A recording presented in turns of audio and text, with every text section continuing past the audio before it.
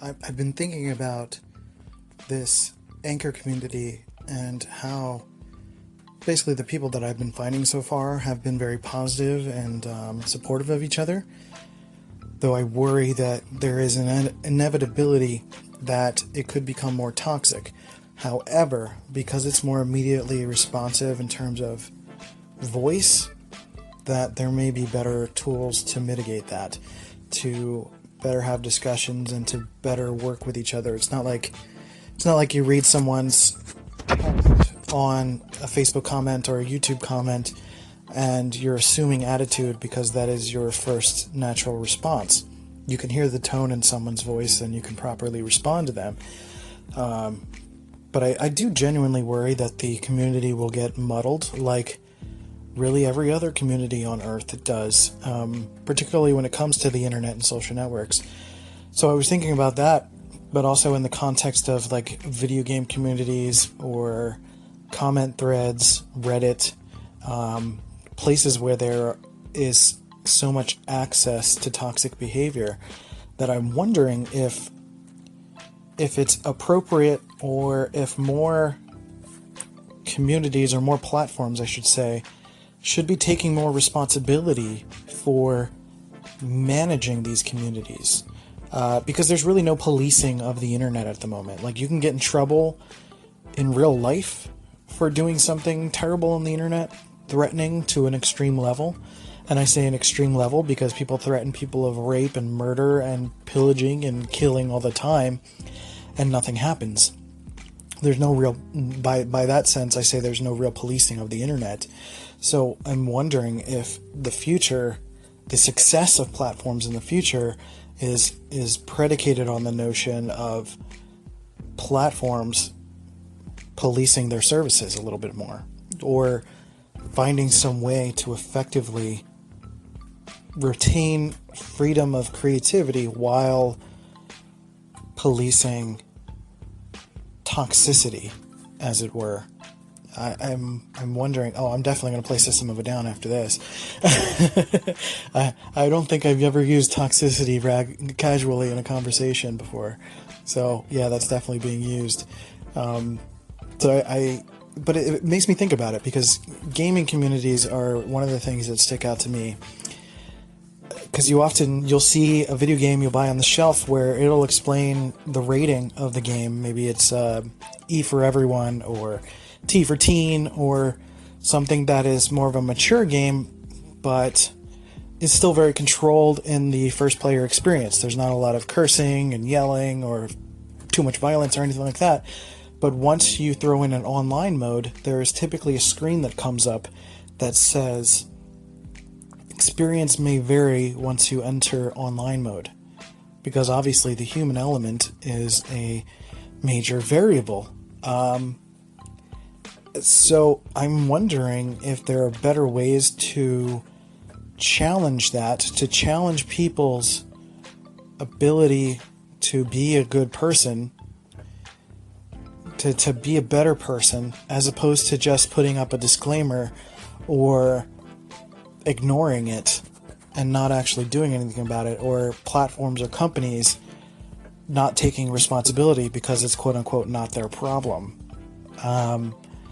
I'm wondering if there is a way to make that happen. And I think, honestly, for the future of Anchor or any other platforms, it's important to be able to fend off that toxicity, because we know it's coming. We know there are going to be people calling into people's stations and cursing them out. I've gotten random phone calls throughout my life from people who thought it was me, and they responded with vitriol, calling me a spick and saying all these terrible words and things to me, even though it wasn't aimed towards me. It was aimed at somebody with my same name. But even so, it's only a matter of time, if it's not happening already, that people are going to call in to people that they don't agree with and start being extremely hateful and make things worse for people, and worse for the platform. So I'm hoping, because of how thoughtful Anchor is, the people at Anchor are, that they'll put some sort of reporting options and ways to make sure the community stays fresh and safe and happy. Only time will tell. All right, friends, after I just got done talking about not oversaturating Anchor with marketing jargon, I actually decided that I wanted to share a couple things with you guys. I just finished an article on Medium, which reflects what I was talking about the other day when it comes to, well, actually earlier today. God, it feels like forever. About the 3 methods of success. So I put that into article form on Medium. So medium.com/@ChristianRivera. If you want to check that out. And then I thought next I would upload a snippet of one of the songs I've been working on. I just got to figure out which ones I want to share. So I was going to do it like a whole bunch at once and then like have you guys listen to them and share them. But you know what? Actually, let's do it this way. Once a day, I'm going to share a track from the album in order so you can hear the entire album. There's a couple tracks that don't have audio vocals yet, but as it stands, I'm pretty happy with how everything is in terms of audio levels and such so far. And if you don't want to listen to it, then just skip it. So that's why I don't want to make it like 10 tracks in a row. I'll just do one track. So this first one, I'll do it once a day. This first one is called Sums It Up. It's the first track on the album. It's one that I'm super proud of. And if you want to listen to all these in advance, you can go to soundcloud.com/swingforthefences. But if not, you can just skip to the next track, which is, Sums It Up. First track I wrote for this album. It is something I'm very proud of. It's very Jimmy World-ish. So if you're a big fan of that band, you'll enjoy this track. It's super catchy. I just got to figure out some lyrics to really set it off. And that's it. Enjoy. Sums It Up by Swing for the Fences. Christian, what's going on? It's Kel Listen from Unfiltered Love Radio. Good job, good job, good job. Keep on expressing yourself. Keep on dealing with it. As a mental health professional, as a counselor, I try to get people to get to where you are. So you're really in a good place. Keep doing what you got to do and take ownership of all of your feelings and emotions. They're yours. You own them. They don't own you. You control them and tell them when to activate. They don't tell you when to activate. Keep breathing, keep living, keep loving.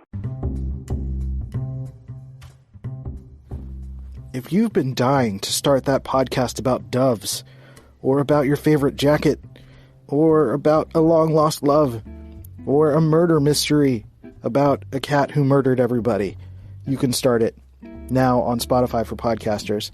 I've been on Anchor for a long time, and now it is officially Spotify for podcasters, and it has been a platform that has been growing for forever. And I love it, and I still use it to this day, and it has hosted this podcast for 500 plus episodes now. So I highly recommend it. It is free to use. Spotify for Podcasters lets you record and edit podcasts right from your phone or computer. So no matter what your setup is like, you can start creating today. I'm literally on my bed recording on my, the phone is on the bed, and I'm just talking, and it's not that complicated.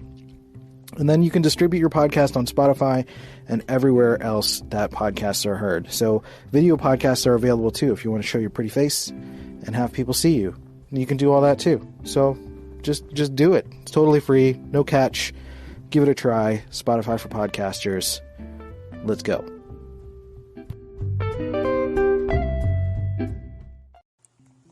I wanted to quickly share that. I should have actually annotated it before I posted it, but I wanted to share that response to Simon from Dwayne. Dewan, I think. I'm sorry if I'm saying your name wrong. I'm the worst. But I appreciate the fresh perspective from somebody who shows empathy but hasn't necessarily dealt with mental health and mental illness. And my channel is not, my station is not one where I'm going to talk about this all the time, but really the past few days have been really deep in it, so I wanted to talk about it more. I think it's a very helpful mentality to be empathetic of what other people are going through, while also, like he was saying, not necessarily pretending like you get it, that you've been there. And I think it's an interesting perspective that a lot of people can take into, politics and social issues and things like that. There are a lot of people who are standing up for people who might not necessarily have been in those shoes and may not be representing those things properly. Mental health is one of those things where, a famous musician kills himself and everybody jumps on social media talking about demons and calling helplines, and if you're dealing with it, talk to me, and blah blah blah blah blah. And I hate that stuff. Like, those days are like some of my least favorite days. Obviously it's not good for the families of those victims. I'm not going to pretend like I'm more important, but it's just the general public perception is frustrating. I'd almost rather they not say anything, or because I don't know, for me it's like it shows the ignorance of what the topic of what's really going on, particularly when people talk about demons. I really hate that so much. Like, we're not possessed. It's not a demonic possession. We're people that are dealing with difficult brain chemistry, different perspectives, difficult perspectives.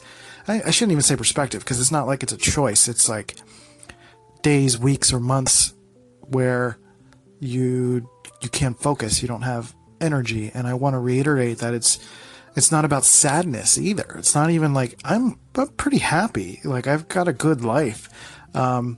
It's just sometimes your brain just feels like it's eating away at you and you can't focus, or maybe you're overwhelmed, or, you just kind of have to, it's almost like your brain is reminding you to take stock and audit your life real quick.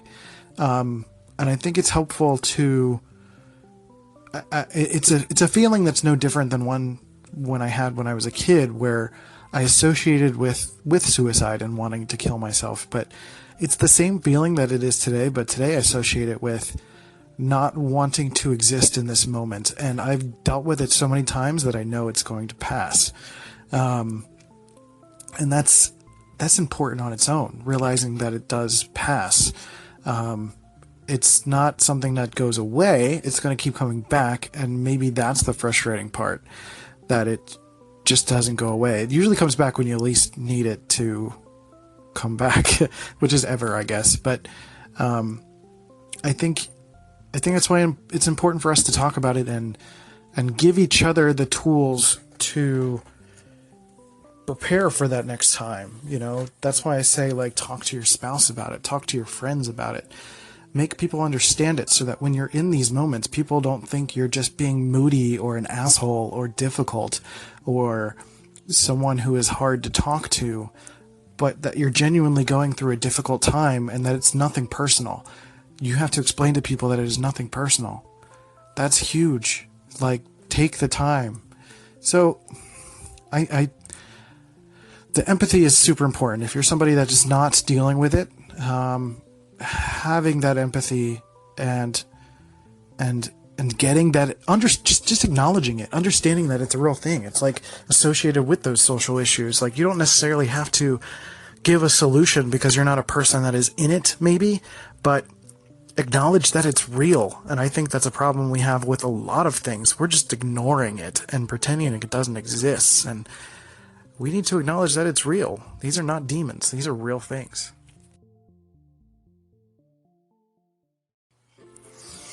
So I'm reading that Facebook is going to be launching a watch TV thing soon, which is super fascinating.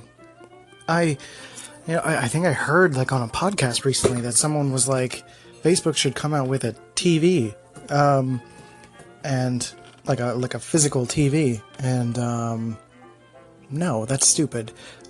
Maybe they will eventually, but they have everyone's attention on their phone, so why would they need to create a separate product for that? Maybe they could eventually do that and end up swallowing that space completely whole and completely crushing cable. But the idea is to give people a watch tab on their Facebook app, and they can watch live video. Now, I'm not sure what that live video will actually be. They're paying a lot of money to get TV shows. Likely it'll be a lot of sports stuff. You'll see probably MLB Network or something like that. And this seems to be the end game, or the next step at least, to the live video aspect. They've gotten live video to work, so likely basically what they're trying to do is make live TV social. So they're going to see what you like and what you're watching and what your friends are watching and make suggestions about what you're watching and give you something that you should be watching. It's kind of like Facebook ads, but with live TV, which could be interesting, but also a little frightening. I don't know. I'm mixed on it. I think it's kind of a genius idea, but at the same time, it's almost like, is that too much? I don't know. I'm wondering if people will actually watch that. I think it's an attempt to get younger people back onto the platform, or to get older people away from their TVs and spending more time on their phone, so they can serve them ads alongside that live feed or in between it. I've had the beta version of the Facebook app, and I've seen some pre-roll ads within the Facebook video, which is a little gross already. Nobody even likes the ads on YouTube. But this seems like a play both at YouTube and at cable providers. It could be interesting to see how this shakes things up, if people actually gravitate towards it, if they like it, if they're like it, Facebook, if they're into it, and I don't know if people will share it, if people will like this sort of thing, if people will actually watch it. How will it affect watching of Netflix and things like that? Because Netflix has attempted to kind of make their platform social, because they've given recommendations as to what your friends are watching, but that hasn't been particularly useful. You can hear my nephew in the background. So I wonder how this is going to work, and what programming is really going to be on it. Are they going to try to get like a lot of daytime TV? I could see a lot of I could see Ellen DeGeneres, I can see news outlets, I can see MLB.TV, I can see ESPN, I can see the Today Show. A lot of those shows that are specific times expanding to doing more shows and trying to get more video segments spread around. I don't know if it's purely live video. I might be wrong about that, but let's read a little snippet here. Facebook has been willing to pay millions of dollars for exclusive rights to more premium, longer shows, while less expensive shows. My screen went blank. That was bad timing.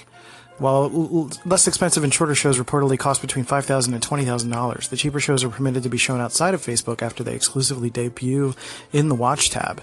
So there's exclusive rights.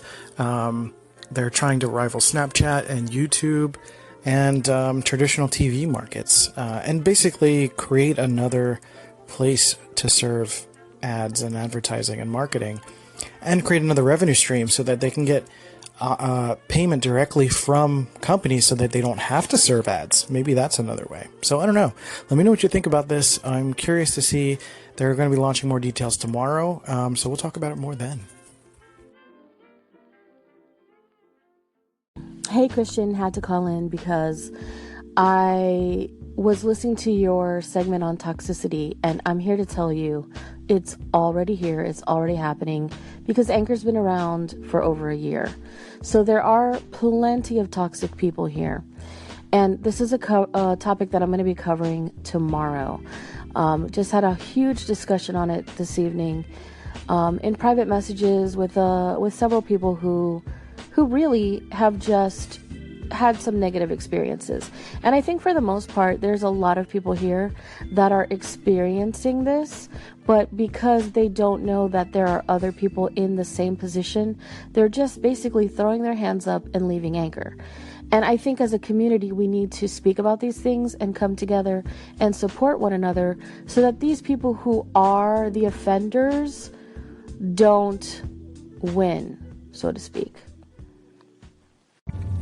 Hey everybody, C-Note here, and welcome to the C-Note Audio Extravaganza. I need to say that more Spanish. I'm not very Spanish. I mean, I'm DNA-wise, I'm very Spanish, 100%, but culturally, not at all. But my dad used to do voiceovers for Telemundo and Univision. I think he still does them. I'm not sure. I have to check with him. He's always doing new things, which is sort of shown in what I do also. But I should do it more like Sabado Gigante, like that whole deal. The C-Note Audio Extravaganza. I don't know. Is that? I mean, the name kind of asks for that, I suppose. But anyway, welcome to the epic conclusion of Sick Day. I feel better. I feel better physically. I'm not quite out of the woods yet when it comes to feeling, depressive things. I still kind of have that restless feeling and a little bit of unfocused shakiness, but I think what's helped is the focus is a little bit better. It's a little bit there. I've got some ideas for things that I'm doing in the next few days. I'm not much of a planner, so having something figured out for the next few days is monumental. I've got a new computer at work coming and all that good stuff. I didn't even introduce myself. Hey, C-Note, this is your host, Christian Rivera, and I went into the Sabado Gigante rant and things went off the rails already, starting on such a good note. Ooh, But thank you for listening. I want to thank the Anchor community and some great friends I've met yesterday through this community. People have been really great at responding to some of the difficulties I've been speaking about and general topics and really being open and receptive. And I know everyone's trying to build their channel. I'm trying to look past that cynicism. But it's all rooted in authenticity, which I appreciate. Everyone's being genuinely nice to each other and being helpful, which is great. So if you're not a part of the Anchor community, as this is the podcast version of this stuff, you should give it a shot. Go to anchor.fm and sign up or download the app and give it a try. It's pretty easy to get involved in, and I think if you're somebody that is very charismatic, outspoken, has something to talk about, and really wants to get your voice out there, if you have a personal brand, this is great for that. Or even if you're just a local shop or salesperson, I think it's a good way to talk about your expertise and have people connect with you and your brand and who you are as a person through this audio medium, which is the beauty of Anchor is that the walls are pretty low. It's easy to get into, it's easy to do it, and it's not as scary as starting something on YouTube. You're not putting your face out there. You're not opening yourself to that kind of a judgment, which you should work towards being more comfortable with yourself anyway, and not worrying about what other people say. Easier said than done. I understand that, but the Anchor community is receptive to people talking to each other, at least the community I've interacted with so far. And if you listened to this previous segment from Danger, spelled Daygr, I think it was, which is fantastic, by the way, and her voice is great. I love it. And I think it's important that we also talk about the realities of the community. From what I'm hearing, and as expected, there is a lot of toxic elements in the community already, and I think as a team we need to work together to fight against that. But what I really wanted to talk about podcast-wise was in that realm of community and support systems and fighting against the toxic nature that a lot of people want to exude and give off, which is often predicated on their own insecurities and difficulties that they're dealing with in life. So, without further ado, let's start the official podcast. So apologies as I stumble to work through this topic because I haven't really thought it through. Much of what I do in the morning podcast isn't really well thought out. I kind of just get in the car and I'm like, what do I want to talk about today? That's kind of the best way I can do it. I think it's good practice improv-wise. It's good practice for me to get comfortable with what I'm talking about and kind of work through these topics. So that's what I want. That's like the disclaimer I want to put on this, is that I'm working through these topics, and I want to encourage discussion on Anchor about these things so that I can get people talking, and if I can get a response or two, I can throw it on the podcast version and create more exposure for other people, but for Anchor and the platform itself. Anyway, so I've seen a great outpouring yesterday from the community. People were very touching with each other and asking questions and lending their support, which is so amazing and so great, and such a good way to foster positivity within a community, whether that's through a digital community or through in-person communities. And I want to talk about the in-person stuff first, because that is likely the most important, where often we may be missing a good community because we're so attached to people that are close to us who may be toxic or unhelpful to us, which is unfortunate. We might have somebody who is abusive in our relationship, physically abusive or emotionally abusive, whether it's with each other, whether it's with marriage or parents, friends, co-workers, things like that. It's easy for somebody who, particularly someone who is not secure, who's very uncomfortable with themselves, to be taken advantage of in that respect. Particularly kids who are coming of age, let's say like 18 to 22 year olds, who are very used to being, raised by their parents, of course, and they go out into the world and their parents are still very clinging to them, and then there's a difference between, parents wanting to keep an eye on their kids, but also another who are trying to control their every move and encouraging them to go to college when they don't want to, or encouraging them to go down this path if they don't want to, things like that. I call those the bumper sticker parents, because they put the bumper sticker on their car to make themselves feel better and might not necessarily care what the kids feel, or disguise that with feeling like they're supporting their kids when they're really just trying to brag to other parents. That's a whole other topic that brings out a lot of cynicism in me, but nobody's perfect. I understand that. Parents are just trying to figure shit out too.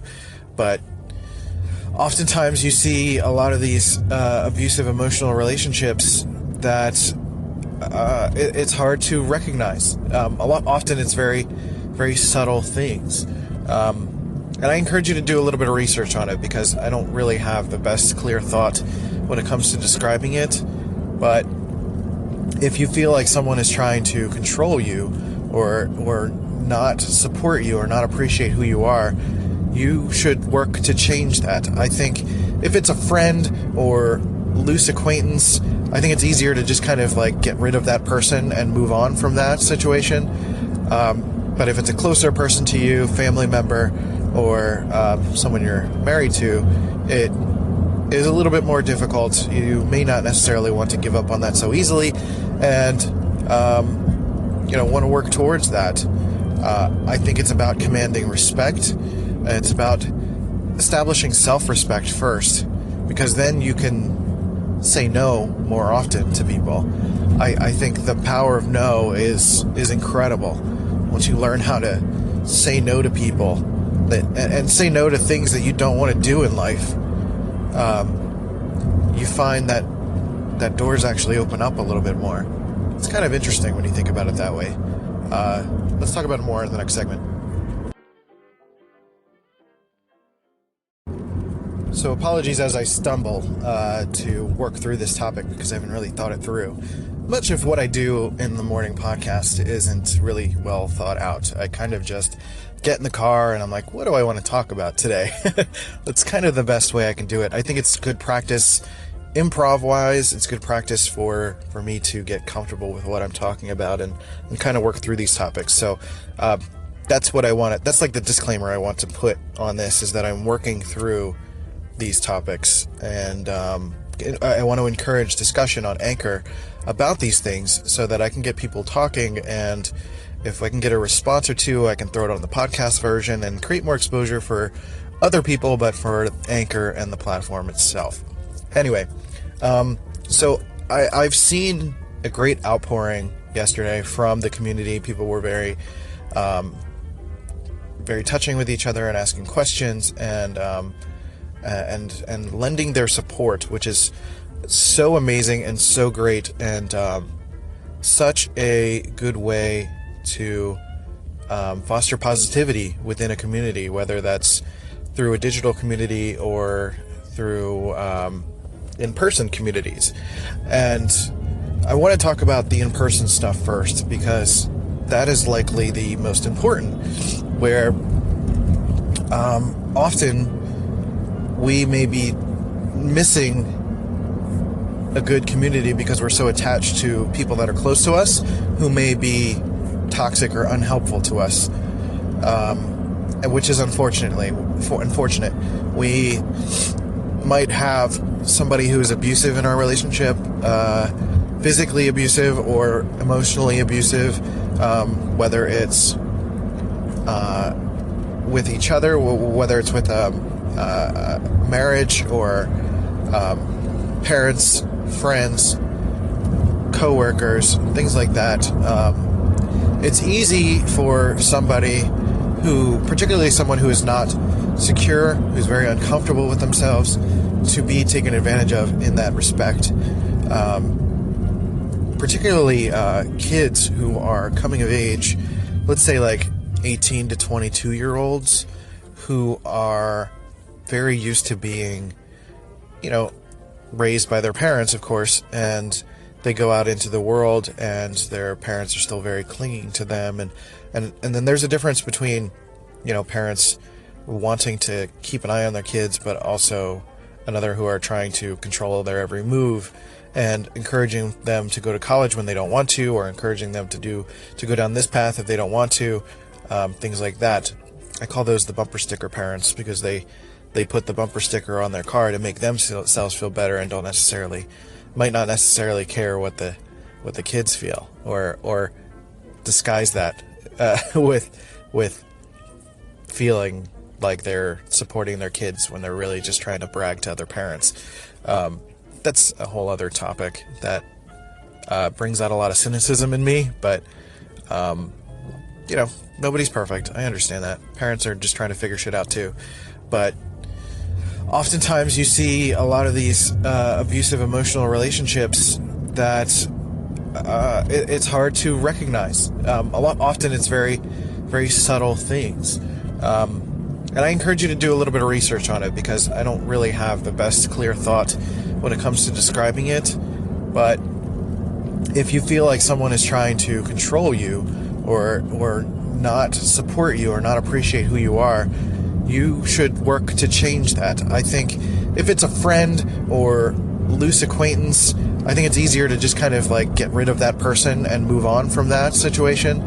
But if it's a closer person to you, family member, or someone you're married to, it is a little bit more difficult. You may not necessarily want to give up on that so easily, and want to work towards that.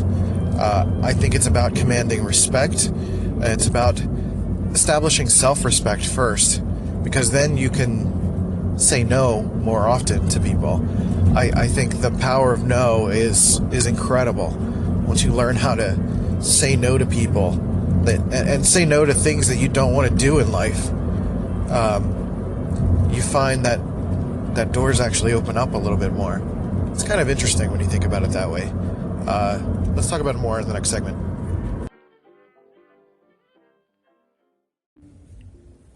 I very strongly believe that you become the sum, or at least part of you becomes the sum of the people you surround yourself with.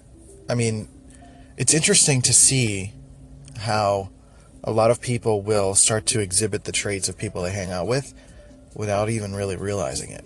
They start saying words that they don't typically say, or I've noticed that I use the word predicated a lot, and it's something that Gary Vee says all the time.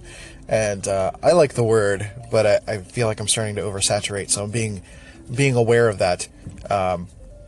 But there are certain types of sense of humor that you might start to exhibit, or ways that you speak.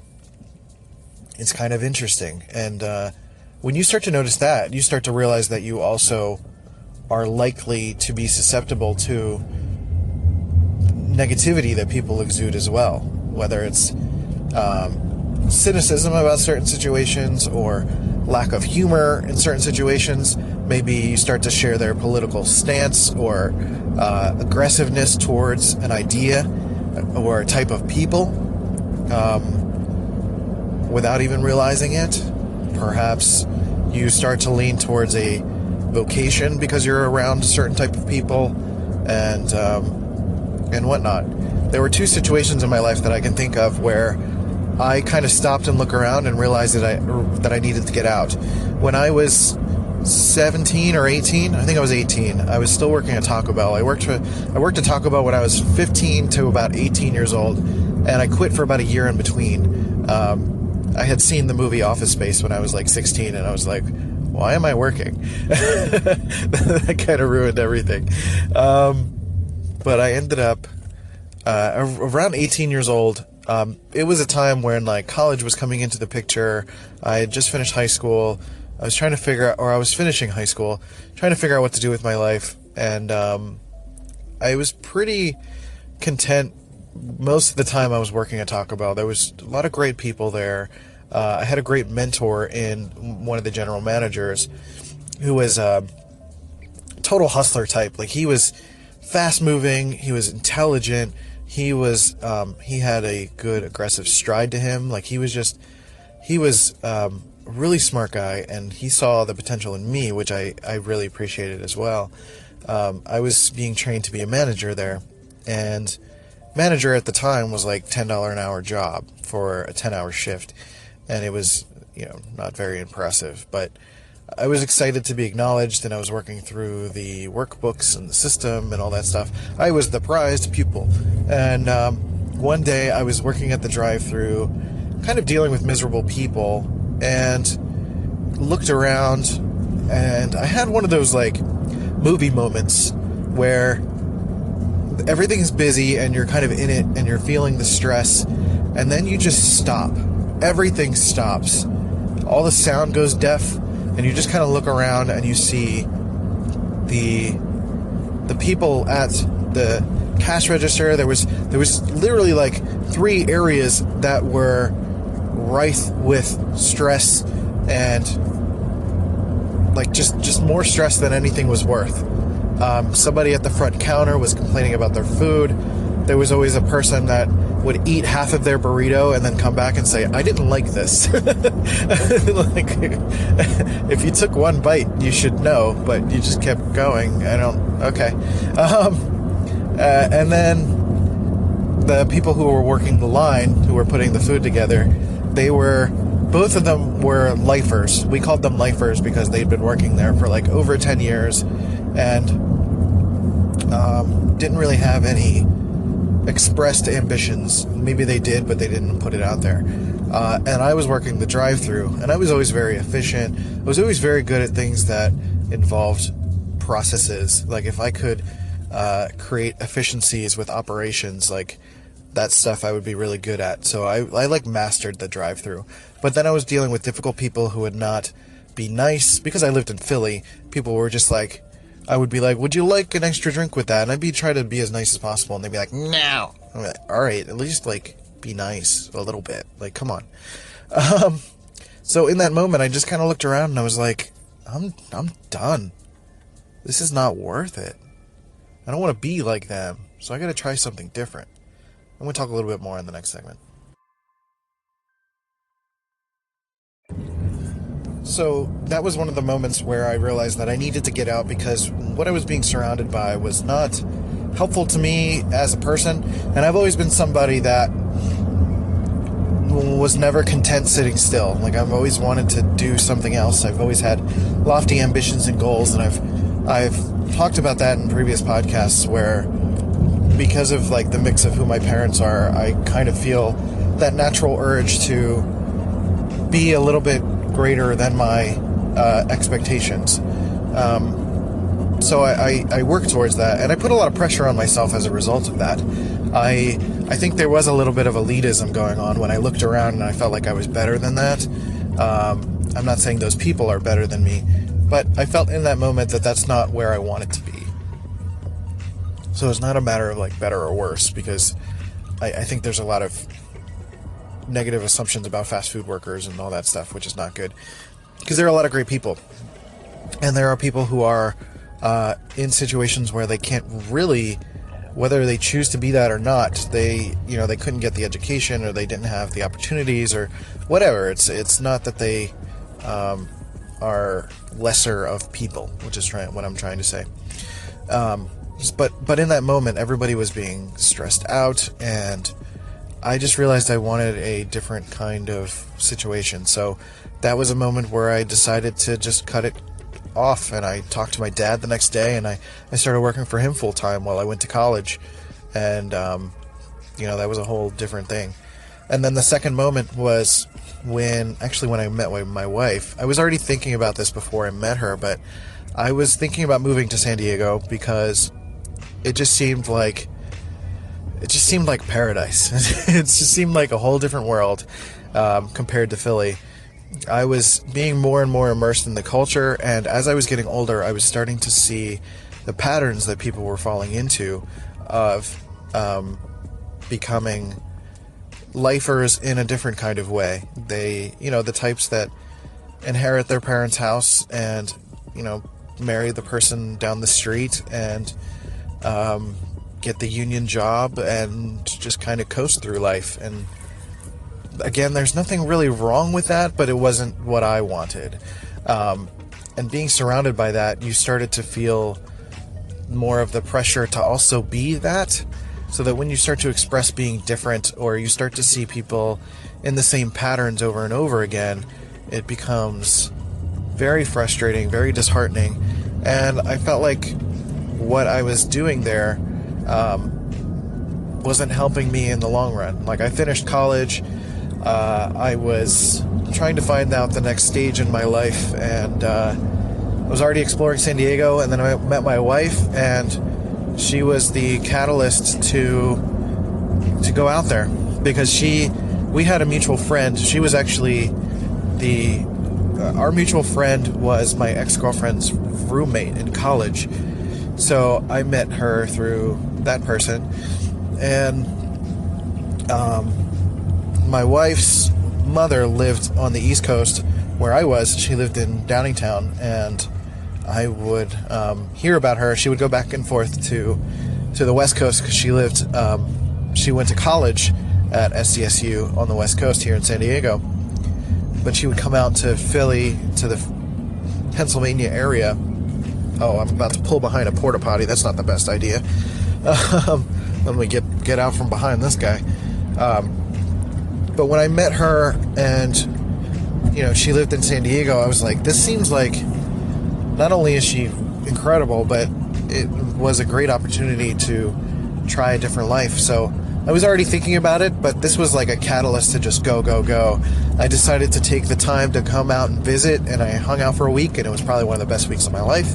And that's when I decided to make the move. I started, after I was done college, like a few months later, I saved the money.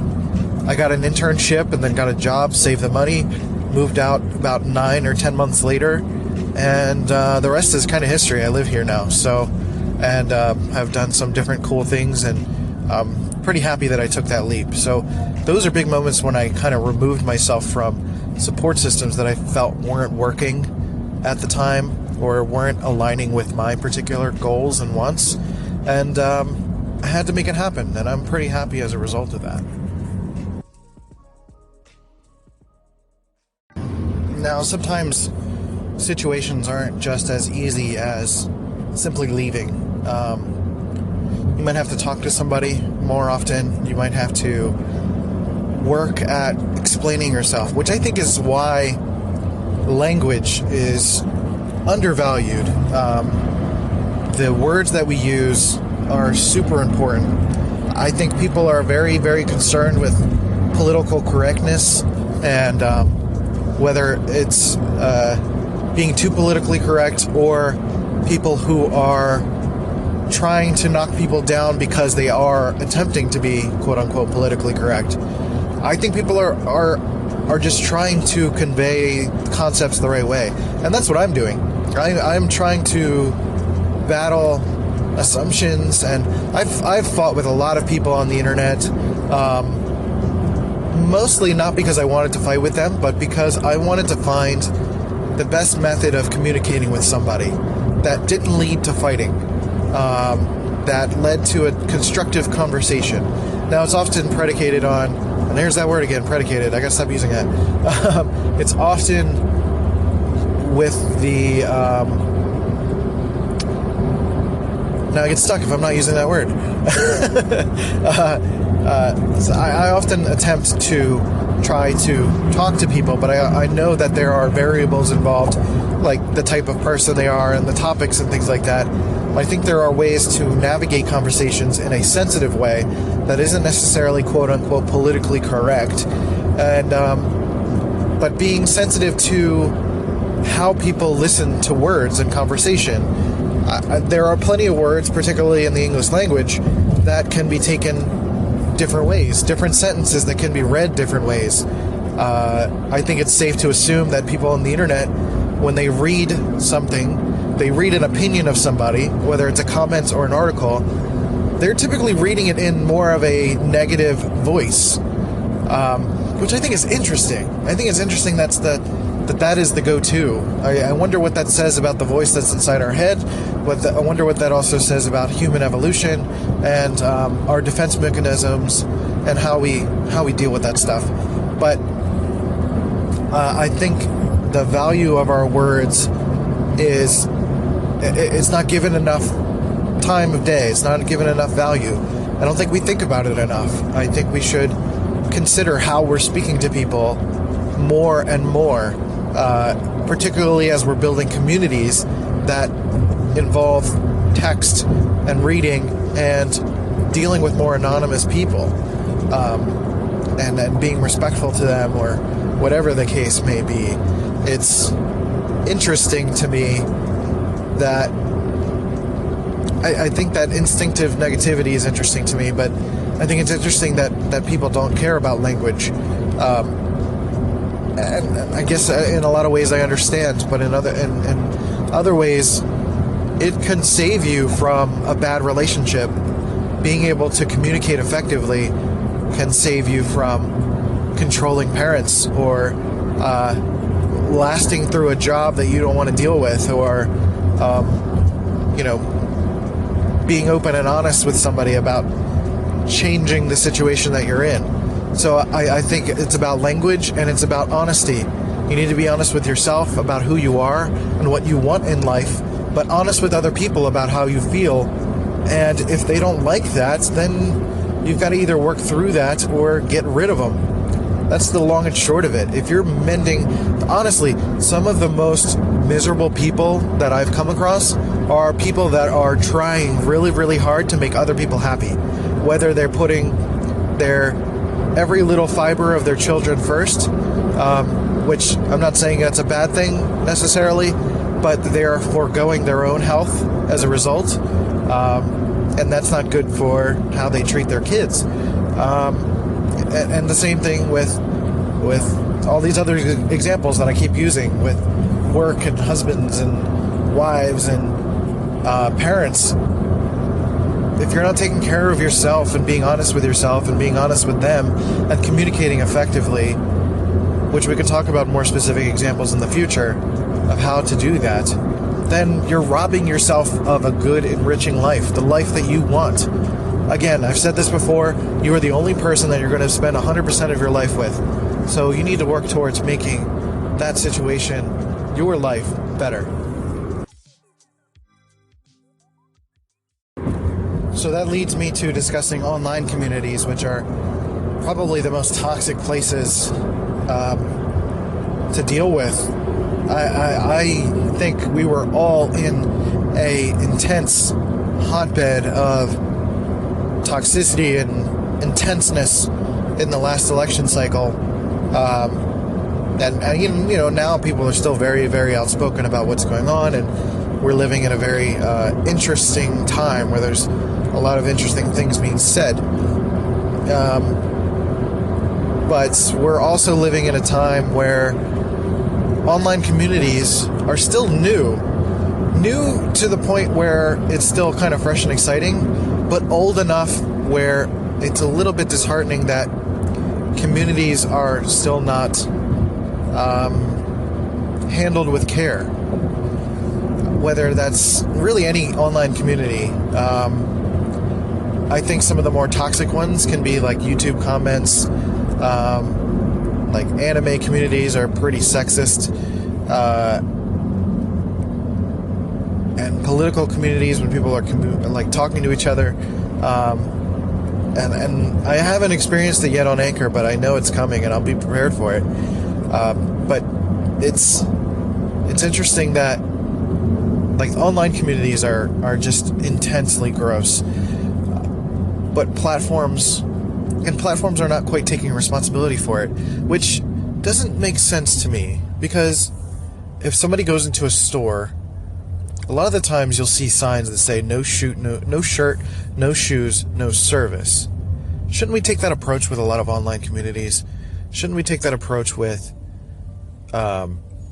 finding some way to take responsibility for the way people are communicating on platforms? It's not only good for the platform itself to make sure you're fostering a healthy, happy community. I think people get caught up way too much in this freedom of speech aspect, where it's like, I got freedom of speech, I can call people a cunt if I want to. And it's like, not really. You can't say it without consequence. Like, freedom of speech is just making sure that the government doesn't come in and slap your wrist and do something about it. But people can police each other. And platforms can police each other, can police people. I'm not saying throw them in jail, but I mean, they can kick them off their platform if they're being disrespectful. And I think a lot of communities and a lot of developers, platforms, are not taking enough responsibility for that. They are the ones with the power to let people know that this type of behavior won't be tolerated. I mean, I'm talking real shit. I'm not just talking people. I'm not just talking freedom of speech and someone giving their opinion. I'm talking about people who are giving rape threats, people who are making accusations to other people about who they are and their races and their bases based on their sex and religion and gender. People are making assumptions and threats and unwanted advances and things like that. I've had friends lately, which I think is amazing that a lot of people are taking the reins on this. I've had some friends, some female friends particularly, who have been sharing situations where dudes are just sending them unsolicited dick pics. And it happens all the time. I know that it's nothing new, but they're now starting to like expose these dudes and try to get them to send pictures of their face and then posting that on the internet and embarrassing the shit out of them. Because first of all, dudes, don't send dick pics. What are you doing? Nobody wants to see a penis. That's why you have sex in the dark. Like, nobody wants to see it. Like I saw a comedian once said that, like, look, genitals are all pretty gross. It's just, you know, vaginas are less gross in my mind, so I deal with it. I mean, it's cool, but I'm not going to get into that. But point being that I've got another friend who is recently, she is like taking the reins to like do more fitness stuff on Instagram, and she's getting a lot of stuff from creepers, and she's just starting to take screenshots of them sharing ridiculous shit and putting them out there. So I see nothing wrong with exposing these people. If they're willing to be embarrassing, they should be embarrassed. And platforms should take responsibility for kicking people off and giving them hell. So I'm very frustrated by online communities. That particularly stuff like Facebook that claims to care about people and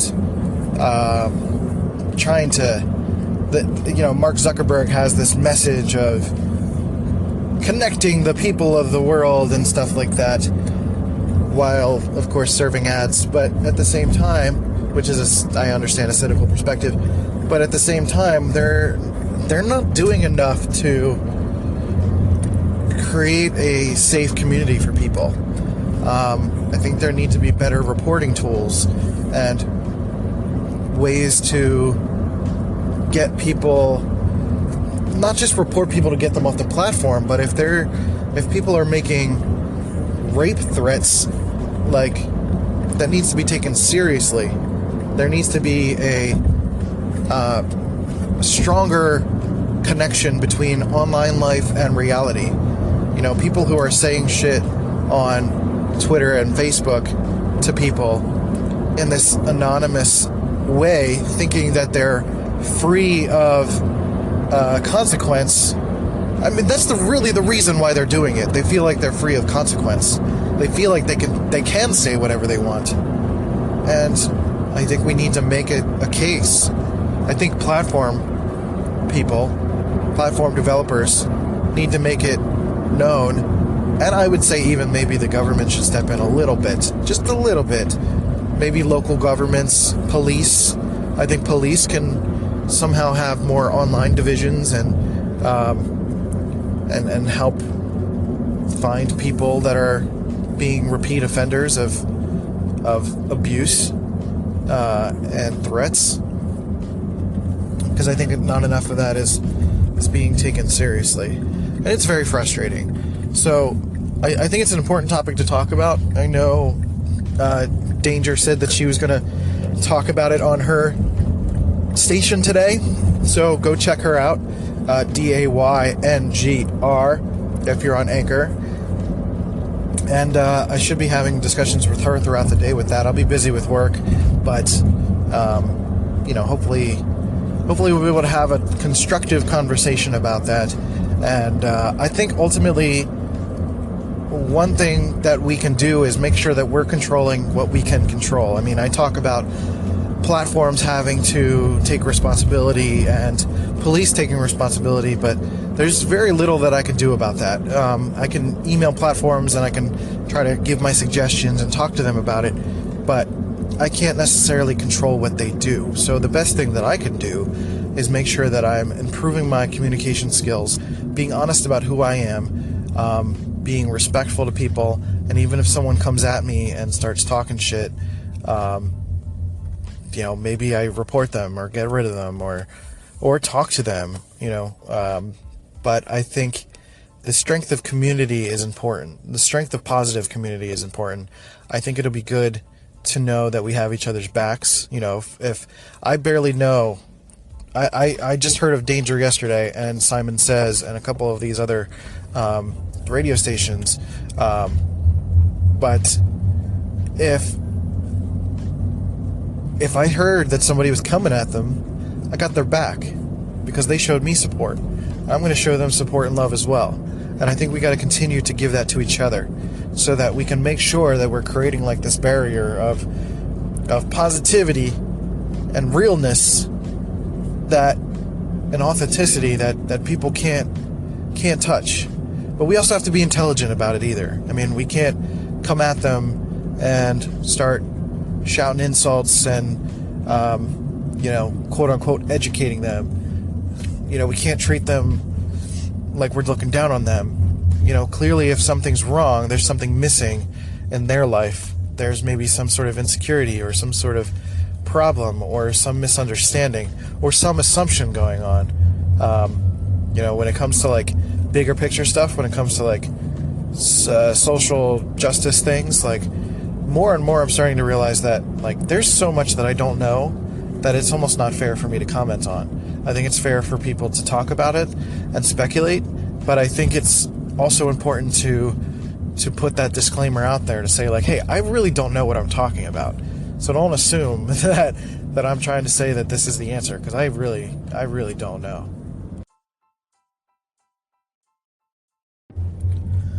So that's pretty much it in terms of support systems, online communities, and fighting off toxicity.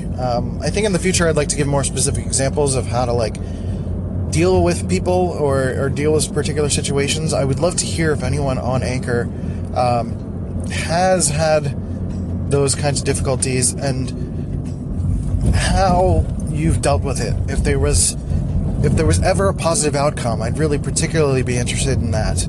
I'd be interested to know if you have any insight on how to combat those types of people and where we should go from there as a community. How can we help each other? How can we help platforms to take more responsibility? And when it comes to online communities, gaming communities, social networks, things of that nature, to be more respectful to each other, to be more respectful to particularly people who are dealing with their own mental health issues or being attacked with creepy sexism and stuff like that. So I'd love to hear your insight. And feel free to either call in if you're on Anchor. That would be rad, and then I can share your stuff if you're willing. And then feel free to message me on Twitter. You can @ me on @RivalMyDesign or Instagram @RivalMyDesign. All social platforms @RivalMyDesign. And RivalMyDesign.com is where all my stuff is. Swing for the Fences is my music project. SoundCloud.com/SwingForTheFences. I'll post some more music later today when I get back home, because I have to upload it to the site and do it that way. But that's it. I'm heading to work, and I'm almost there. We have a quarterly meeting today, but I'm super stoked because my new computer is in. So I've been using a MacBook Pro, and it's not the best for heavy graphics work and video editing. It's just not up to speed. It's a 2014 version. Just not good. It's starting to chug, and I'm getting real frustrated with it, and the battery life doesn't last very long. So what I'm getting at work is a 5K iMac that is like super spec'd out, and hopefully it is everything that I'm dreaming it will be. So I'm really excited about that. Hopefully I'll be sharing the commercial that I'm working on soon, but there are some big changes happening apparently. There's a slogan that we went with that apparently wasn't registered, and now we might have to change it. So we'll see. We'll see how that goes. And then I got a couple of videos I'm doing coming up, so I'll share those once I have those ready to share. I'm also thinking about I would love your feedback on how to consolidate my likes and my brand. Meaning, I am a person that has all sorts of different things that I really like doing in life. And as a result, I started like a video game website. I have Future Boy Media, which is photo and video. I've got me as a brand, and I've got Rival Design Studio for my design stuff. So I'm trying to find ways to consolidate all of that. I might just do it all under my name and have a YouTube channel where I can talk about all of those things. I would love to do music production tutorials and talk about making songs, and do something where I'm doing design tutorials. And because I'm marketing myself as a creative producer and multimedia designer, I think it makes sense that I can do all of those things in one space. So if that makes sense to you, that would be rad. I would also implore you to be on the lookout, and I know I'm being a little bit too self-vloggy, I guess, but last night I gave an interview into the website Releo. If you want to check out Releo, Samir Doshi is the guy working on it, and he is smart guy trying to create a platform that is like this mix between LinkedIn and Craigslist. Go to releo.com, check it out, RELAYO, and check it out, sign up, and I'm giving them some insight on how to improve the platform. It's still kind of in its early stages, but I think it's another thing that could be, it's kind of a blue ocean thing that I think is not saturated, and I think there are smart ways to go about it with the knowledge we have of social networks these days to make it a better community where it's people actually having discussions and talking to each other and asking questions, and not just a wall of professionals saying, hire me, hire me, hire me, and people actually offering expertise. So thanks for listening. This is the end of the podcast version. Listen on Anchor, and I'll talk to you next time.